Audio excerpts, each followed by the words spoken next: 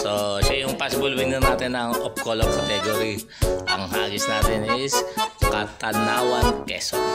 Okay, check natin ibon. Wow! Win 2022 013051.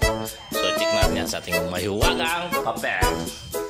Tumlaw, P22 013051. UMKU4. Oh, sticker. UMKU4.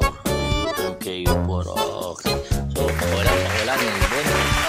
Pakawalan. Habol.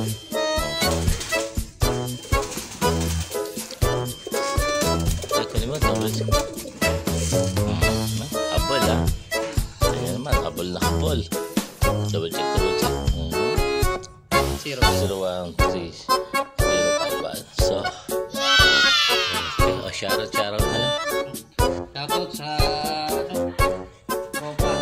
tropa dyan. Okay. Muli, eto si Joel Calano ang nagsasabi. Kung talagang malakas ka, mag-MMF ka. Kung gumulong ka man, kasama mo ako sa pag-inom.